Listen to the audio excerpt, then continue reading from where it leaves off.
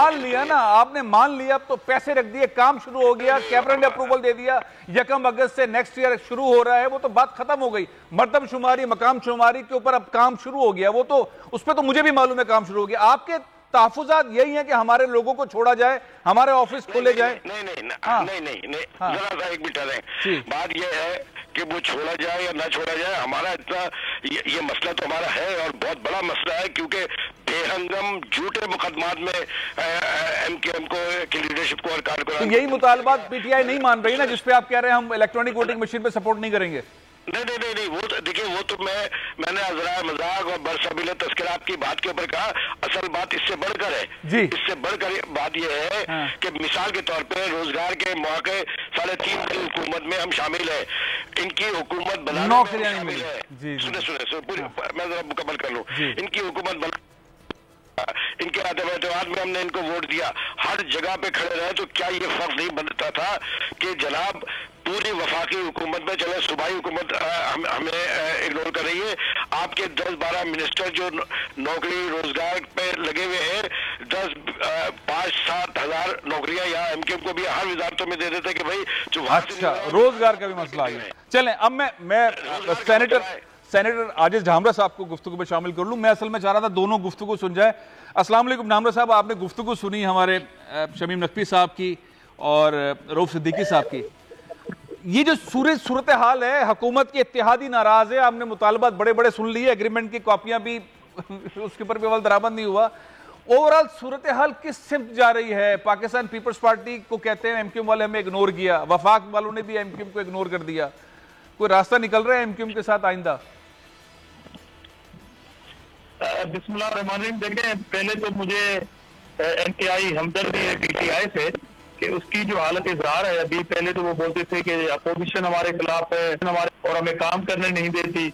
अब वो शिकवा जो है वो आगे अपने इत्तेहादियों की जानिब से बढ़ रहा है और इत्तेहादियों से भी बढ़ के अब अपने वजीरों और अपने जो अरकान है, मेंबरान, वो खुल्लम खुल्ला इनके ऊपर तनकीद करते हैं। तो ये किस किस चीज से बचेंगे? आपने सवाल किया आलू का और शमीम नकवी साहब ने जवाब दिया प्याज का।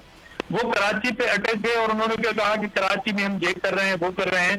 भाईजान, आप अगर ये सारे मंसूबों की डिटेल बता रहे हैं तो क्या इससे कराची के अंदर महंगाई खत्म हो जाएगी अलग होके? क्या कराची के अवाम बिल्कुल आपके इन ख्याली पुलावों से रिलेक्स हो चुके होंगे?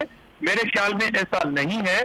और जहां तक ये कह रहे हैं कि आइंदा इलेक्शन में शहर कराची का पता पड़ जाएगा, तो मैं फिरदौस शमीम नकवी साहब को ये मैसेज देना चाहता हूँ, सिर्फ कराची शहर, अगर उन्होंने अपनी फोकस ही कराची पे किया है, तो मुझे जो कराची नजर आ रहा है उसके लिए मैं यही कहूंगा कि ये हफ्स बता रहा है, हवा का रुख बदल रहा है, मेरे लोग बदल रहे हैं, मेरा शहर बदल रहा है। तो आइंदा इलेक्शन में इंशाल्लाह शहर के लोग बता देंगे आपको ये सारी सूरत। नकवी साहब, मैं चाहूंगा कि आप इस पर कमेंट करें। मुत्तहिदा कौमी मूवमेंट वाले नाला हैं, वो मुआहिदों के ऊपर अमल दरामद नहीं हुआ, जो आपने लिस्ट बताई उससे भी वो अग्री नहीं करते। मैं चाहूंगा जरा इसके ऊपर आप रोशनी डालें। हर वो ख्वाहिश है ऐसी कि हर ख्वाहिश पे दम निकले, बड़े निकले मेरे और फिर भी कब निकले। अब ये दोनों का सवाल में इस शेर में जवाब है।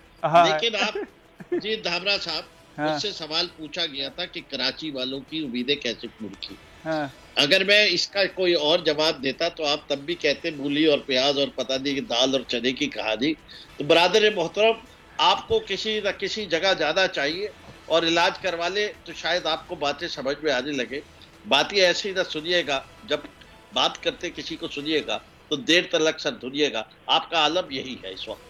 मैंने कराची के हवाले से बात की थी, अगर आप मुल्क पाकिस्तान के हवाले से बात करेंगे तो मैं उस पर भी फहरिस्त बड़ी लंबी चौड़ी है जो गिना सकता हूँ। जो 13-14 साल से आपकी हुकूमत का पूरे सिंध में परफॉर्मेंस है वो आज का मौजूद नहीं है, वरना मैं वो भी गिना सकता था। अब मेरे भाई रऊफ सिद्दीकी साहब जो है वो जिन मुआहिदे का जिक्र कर रहे हैं, हमने उससे आगे गए। उन्होंने बात की बेसिक पर्सन्स की। ये बता दीजिए कि पिछले 2 साल में पाकिस्तान में किसी शख्स को उठाया गया हो जो कि बेसिक पर्सन डिक्लेयर हुआ हो, किसी जमात का, एमकेएम का तो छोड़ो। We have taken those steps कि अब बेसिक पर्सन होते ही नहीं। हमने तमाम एजेंसीज को पाबंद किया है कि आपको जो कुछ करना है आप कोर्ट के जरिए, केस के जरिए, और किसी को अब इजाजत नहीं है कि वो क्लैंडस्टाइन ऑपरेशन के ऊपर लोगों को रखे। कोई आप बता दीजिए 2 साल से अखबार में कोई जीनत बनी हो, किसी आदमी को उठाया गया हो और वो मिसिंग हो गया। ये भी पुराने मुकदमा की बातें कर रहे हैं। मैं ये वो बात कह रहा हूँ कि जिसको ओपनली आपके चैनल पे कह रहा हूँ और उस सदीकी को चैलेंज कर रहा हूँ कि बताएं एमक्यूएम के कितने लोग उठाए गए पिछले 2 साल में, और ये बाजी में कितने हुआ।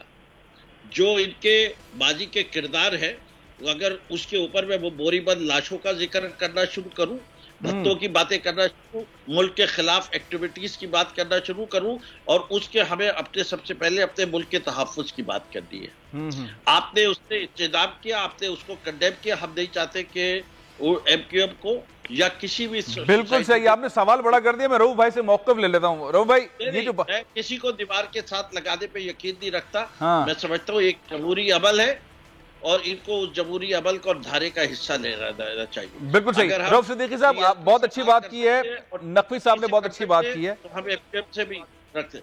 अच्छा, तो हमें एमक्यूएम के लिए स्पेस क्रिएट की है। एमक्यूएम जो है वो बात करें, एमक्यूएम हर हुकूमत का हिस्सा रही है। बिल्कुल, आपका पॉइंट आ गया, नकवी साहब का पॉइंट आ गया। इसमें जरा मैं ले लूं, टाइम थोड़ा सा कम है। रऊफ सिद्दीकी साहब, आपने बात सुनी नकवी साहब की।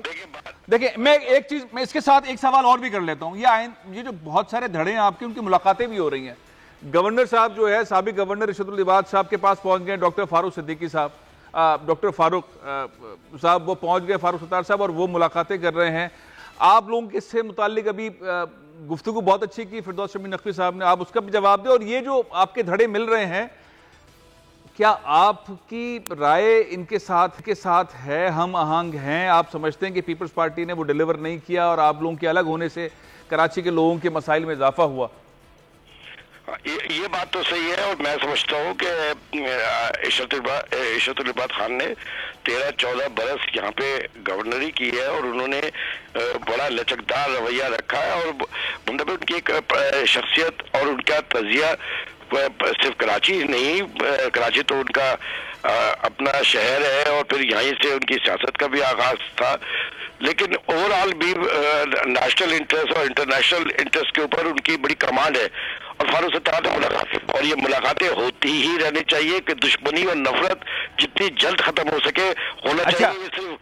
तो ये आप क्या समझ रहे हैं कि आप इस प्लान का हिस्सा हैं? एमक्यूएम पाकिस्तान इस प्लान का हिस्सा है, इस मुलाकात का हिस्सा है?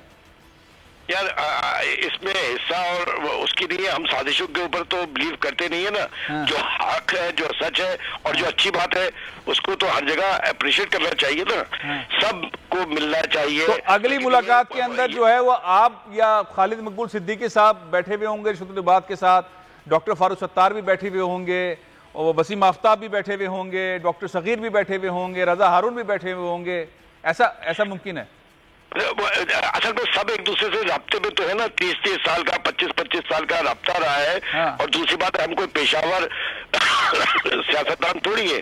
अच्छा। हम मतलब चीजों को हम देखिए, मुल्क का इंटरेस्ट सबसे पहले है। हाँ। सबसे पहले पाकिस्तान का नेशनल इंटरेस्ट, प्रोविंस का इंटरेस्ट और फिर अपने शहर का इंटरेस्ट, ये सब मजमुआ है मुल्क की सियासी स्टेबिलिटी का, इस्तेहकाम का। हाँ। तो इसके लिए जो काम करेगा वो बहुत अच्छी बात है। और आप मतलब इस बात से कोई भी डिनाई नहीं कर सकता है, इरशादुल इबाद की शख्सियत वो चीजों को मैनेज कर सकते हैं। और सबसे तो ये आपकी गुफ्तगू से मुझे ऐसा लग रहा है कि आप अगर सब राब्ते में हैं और एमक्यूएम के सारे धड़े राब्ते में हैं, तो कोई आप किसी प्लान, किसी मंसूबे के तहत आगे बढ़ रहे हैं और कोई ऐसी शेप की सूरत में आगे आने वाले हैं जिसकी वजह से आप मुतालबात भी कर रहे हैं पीटीआई की गवर्नमेंट से। ये सारा स्क्रिप्ट एक ही है? देखिए, मैं इसको एक जुमले में इजाफा कर दूं, फिरदौस भाई की नजर कर दूं कि देखिए, अगर हम इस वक्त ये बात कर रहे हैं तो आप साहिब इख्तियार हैं, साहिब इख्तियार हैं।